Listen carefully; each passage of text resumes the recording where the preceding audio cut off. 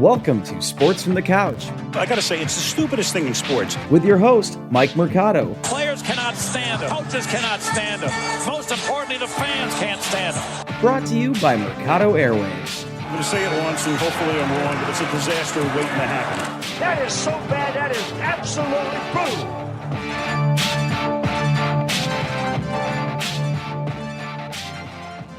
Welcome in, friends, to another edition of Sports from the Couch here on Mercado Airwaves. I'm your host, Mike Mercado. I want to thank you so much for making us a part of your day.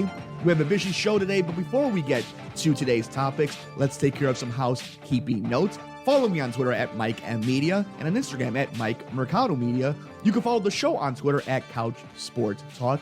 Like, rate, review, and share us wherever you get your favorite podcast at Mercado Airwaves. We have a bunch of cool merchandise, guys. We have some swag. Check it out at teespring.com/Mercado Airwaves. And you can become a producer of the show at patreon.com/Mercado Airwaves, the home to our interviews with athletes and celebrities that you can get before anybody else and ad-free. That's patreon.com/Mercado Airwaves.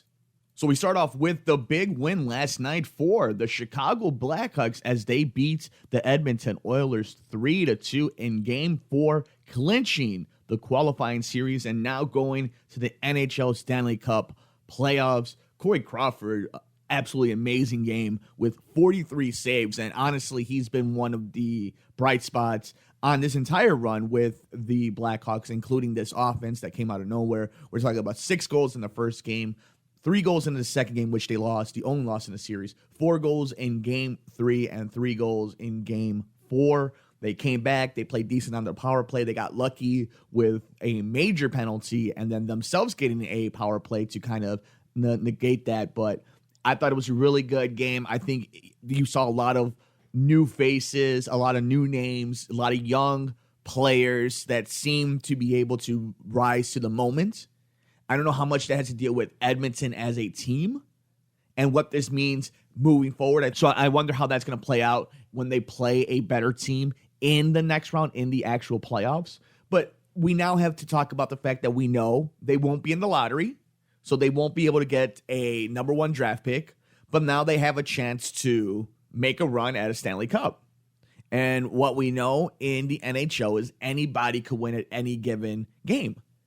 And with there being no true home ice advantage, with this being such a weird dynamic, the way that the game looks, I think this Blackhawks team has enough experience to look past it, but also enough youth in it to kind of be hungry enough to live in that moment and to really enjoy everything that's going on. There's a nice mixture of both. Do I think they're going to win a Stanley Cup? No. Do I think there's a possibility? And I think there's a very fascinating, fun chance to see this journey go very far. Maybe into the second round, maybe to a conference finals. Who knows?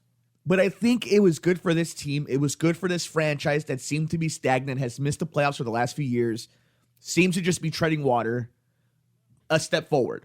There's still a lot of unknowns for this front office, and they'll settle that when we get to the end of this. But for all things being equal, everything on the table, I think it was impressive that they won this game, that they answered back. They were down early. Their defense was solid. Corey Crawford was on his head. And I think at the end of this, as a sports fan, there's enough doubt in our mind to say they might make a run at this. Because anybody can this year, especially in this sport. But I was genuinely impressed as such a casual of a hockey fan as I am. I was very impressed to see how this team played, how they responded. And it was exciting to have playoff hockey in Chicago again, to get those nerves up the last 2 minutes in the third period. And the way that played out with a power play and then an empty net, and it all just came down to that moment. Those are great experiences that fans get, and it's great experience for the players in that moment. And then when you have Hall of Famers on that team as well, with guys who are stepping up, it's a good mixture. Maybe it doesn't plan out this year, but at least it's something to look forward to next year.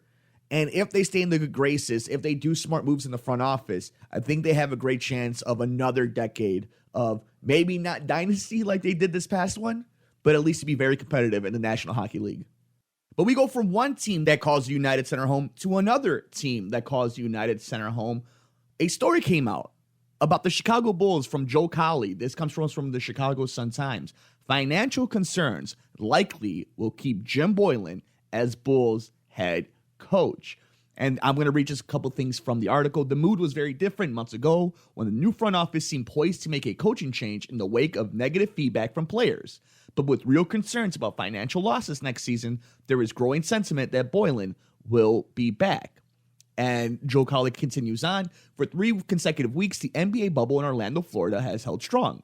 Of the 343 players tested in the latest round made public, there were 0 positive tests for the coronavirus that shut down the league and the rest of the sports world in March. That's a victory for the 22 teams in the bubble.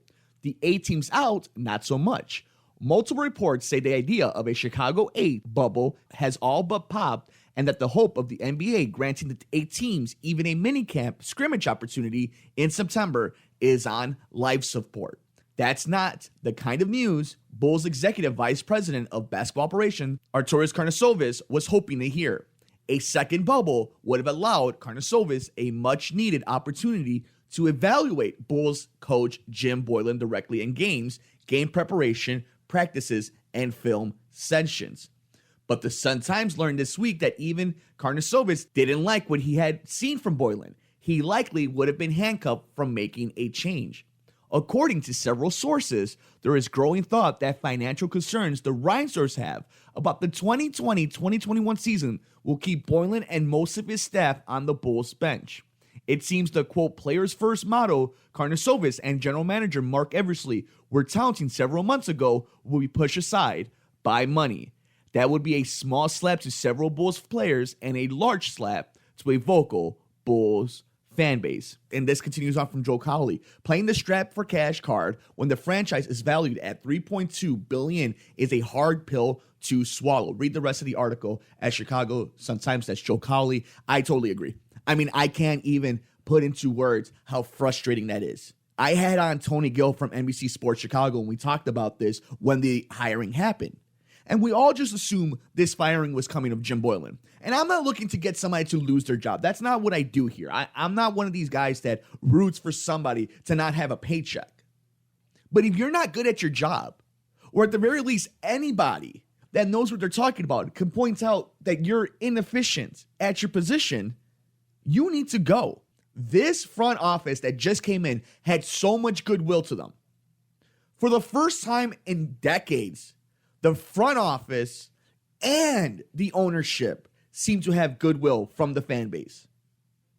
And because of the stereotypical Jerry Reinsdorf move in this city to go cheap, how many times have we seen it for the White Sox and for the Bulls? Conservative money does not win championships. Smart money does, not stingy. You know, I always point out when we talk about high praise of what the White Sox did, that was great. But that's because the prices fit Jerry's idea. Don't get it twisted. If Eloy was asking for a couple more bucks, if Luis Rivera was asking for a couple more bucks, you think not only that they wouldn't have kept them in the minor league system for those 2 weeks, that they'd be working out deals with them? That's not what this ownership does. And what I hate is the lying of it. Stop lying to people. Tell people, we need to keep him one more year. It doesn't make financial sense for us to fire this coach, to pay him and another coach during this time when we might not even have tickets, concessions, games, jerseys, any of that. Fine. I may disagree with you. I may not like that decision. I could respect you being honest with me. If you're Karnisovas, you need to be honest. Be upfront. This is your chance. If you like Jim Boylen and say, that's my guy, say it. Put your name behind it. One way or the other. And if you're the ownership and you're bringing in new management just to do the same thing you did with the last one, and you expect kid gloves, you expect praise, you expect the benefit of the doubt, you are delusional. This fan base and the players deserve better than what they've been getting. And if this is true, it's not only another slap in the face, but it's a spit in the face to the fan base and to those players. So Cub fans won't be watching any baseball this weekend as the Cubs and Cardinals series has been postponed. It started off with just the game, August 7th game, that's Friday's game, postponed. And this was the official statement from the Cubs Twitter account following an additional positive test for COVID-19 by a St. Louis Cardinals player. Tonight's scheduled game between the Cardinals and the Chicago Cubs at Busch Stadium has been postponed to allow for additional testing and to complete the contact tracing process. Major League Baseball will continue to provide updates as they become available. And a few hours later, this was the next release. The office of the commissioner has been informed that a St. Louis Cardinals staff member and 2 players tested positive from samples collected over the last 2 days.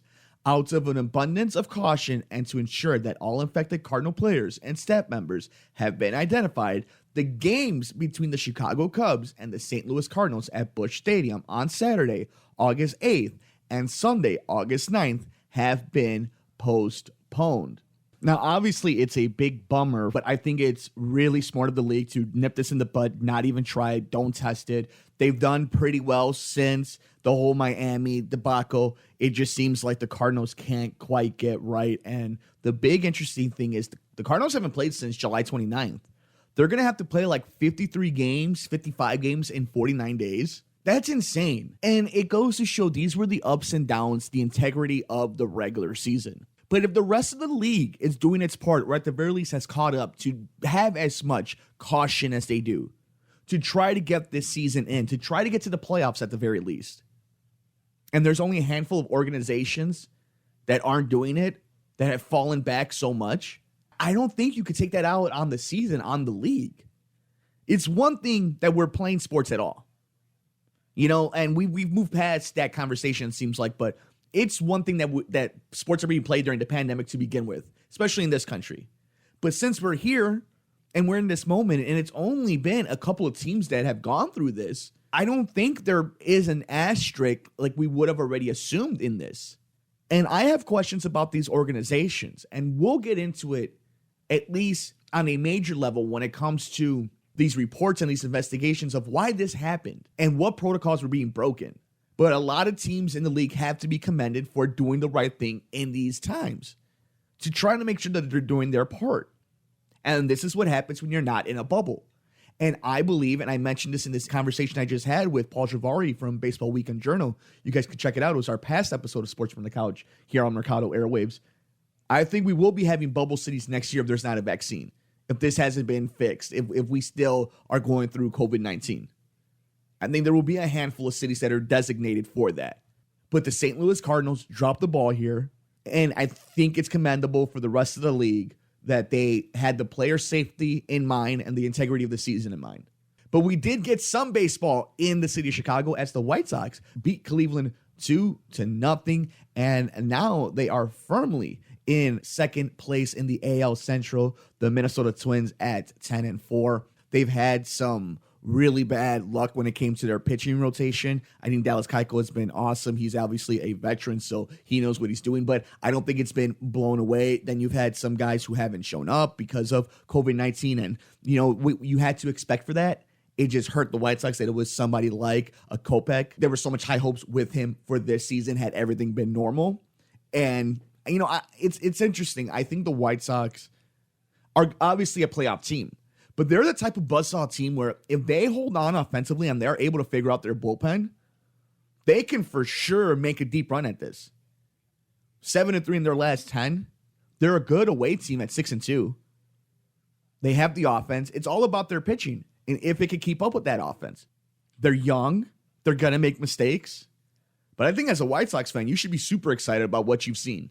And we'll run down really fast the standings in Major League Baseball. The Yankees at 9-4 on top of the AL East. The rest of the division goes the Rays at 6-7, the Orioles at 6-7, the Red Sox at 5-8, and the Blue Jays at 4-7.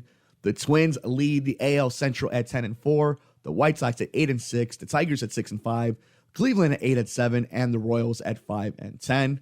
And the Athletics are the kings of the AL West at this time at 10-4, the Astros at 6-7, Angels at 5-9, Rangers at 4-8, and Seattle at 5-10. Moving to the National League really fast, the surprising Marlins leading the NL East at 7-1, the Braves, the real leader of that division, at 9-5, the Phillies at 3-4, the Nationals at 4-6, and the Mets at 5-9. In the NL Central, it is the Chicago Cubs at 10-3, who won't be playing until at least this coming up week. The Brewers at 5-6, the Reds at 6-8, The Cardinals at 2-3. I don't know how they're going to get this done, but that'll be a story for the rest of the season. And the Pirates at 3-11. Finally, in the NL West, you have the Rockies and the Dodgers both at 10 wins. The Rockies at 10-3, the Dodgers at 10-4, the Padres at 8-6, the Giants at 6-9, and the Diamondbacks at 5-9. Those Padres look really dangerous. It's going to be interesting to see how that plays out in a bigger format playoff. But kind of a bummer for Cub fans. No baseball this weekend, but at least we hope that they're being safe, that they got back to Chicago, that they left St. Louis, and they get their next series in. It'll be interesting to see how this plays out for playoff standings at the end of this shortened 60-game season. And lastly, some news from the XFL. This comes to us from ESPN's Kevin Seifert. Sale of XFL to group that includes actor Dwayne Johnson gets approval. The sale of the XFL to a group that includes actor Dwayne Johnson was approved Friday morning in a Delaware bankruptcy court. U.S. District Judge Lori Silverstein allowed the transaction after the XFL resolved a dispute over the $15 million sale price with the court's unsecured creditors committee. Johnson, along with business partners Danny Garcia, who is also his ex-wife, and Redbird Capital Partners, will officially assume control of the league from former owner Vince McMahon later this month. So after everything that happened with COVID-19, Vince McMahon files bankruptcy, gets rid of the XFL. It looks like now $7 Production, Dwayne Johnson, Danny Garcia, and this new partnership with Redbird Capital, they own the XFL. And we talked about this on the Good Brothers, our pop culture show here on Mercado Airwaves with host Good Brother Alex Mercado. I mentioned to him, the big thing about this is Dwayne Johnson, his production team, they have their fingers on the pulse. They know what's going on. They're a voice of this generation. They have clues of what's going on, opposed to a lot of these different owners of these leagues. Think about how young Danny Garcia and The Rock are. Think about how much initiative they have, how much grind they have. And they're going to open doors for a lot of people, a lot of minorities. It's important. The Good Brother Alex mentioned this. It's important to see minority ownership. And by that, we don't mean a small stake. We're talking about a black man and a Cuban woman being the faces of a professional sports league. That's going to be cool. That's going to be modern. And it's not under the rule of Vince McMahon, which unfortunately or fortunately, depending on how you look at it, has a stigma to it. And with Dwayne Johnson behind us, not The Rock, but Dwayne Johnson, this has a chance to succeed, to be something else. Whether it's reality television-based, entertainment-based, truly sports-based, it's still football. And it's still a guy who's very marketable, with a team that's very marketable, with people that are very smart behind the scenes. There's already rumors that Fox Sports wants to sign a deal with them. And that's not by accident. That's because The Rock is gold. He's one of these guys where we give him the benefit of the doubt. It's because a lot of stuff he's done has worked. He has taken franchises and businesses from the ashes and made them into multi-million, billion-dollar corporations. Just look at the Fast and the Furious franchise. Look at the deals he's done with Disney, a tequila company. And Danny Garcia has been behind a lot of that as well. The dude has conquered Hollywood, Warner Brothers, comic book movies. This is another step, something else for the portfolio. It's going to be, I think, an alternative for people to get to the NFL instead of college, using college sports. Maybe this would be a safe haven for them. There's a lot of potential in this deal. And a lot of it just seems like it's a modern look, modern ownership, modern TLC for this league with Danny Garcia and Dwayne "The Rock" Johnson. So pretty exciting news, I think, for a league that I was entertained with. And to have some type of spring football would be cool if they want to change where they're at on the TV, especially during the time of year. That would be really smart, I think. If for nothing else, it's just cool. And it's hard for things to just seem cool, to not seem so forced, to not seem fake. This seems genuinely just a very cool, intriguing idea. Dwayne "The Rock" Johnson, Danny Garcia, that entire team are now the owners of the XFL. Please bring a Chicago team too. We will love. Bring the Enforcers back. Maybe reincarnate the Chicago Rush, that old Arena Football League team, to something. Maybe make a brand new team. Incorporate the Chicago flag, something. Chicago loves some football. But the XFL making some news. and some good news this time around. That'll do it for us on this episode of Sports from the Couch here on Mercado Airwaves. Thank you so much for making us a part of your day. Don't forget to follow me on Twitter at Mike M Media and on Instagram at Mike Mercado Media. You can follow the show on Twitter at Couch Sports Talk. Please like, rate, review, and share us wherever you get your favorite podcast at Mercado Airwaves. Wear our swag. Check out what we have for merchandise at teespring.com/Mercado Airwaves. We have a bunch of cool stuff over there. I think you might find something that you could rock during the summertime. And of course, you can become a producer of the show and get our interviews ad-free before anybody else at patreon.com/Mercado Airwaves. Enjoy the rest of the weekend. Enjoy the games. Be safe. Take care of each other. We will see you next time here on Sports from the Couch on the Mercado Airwaves Network. I'm Mike Mercado.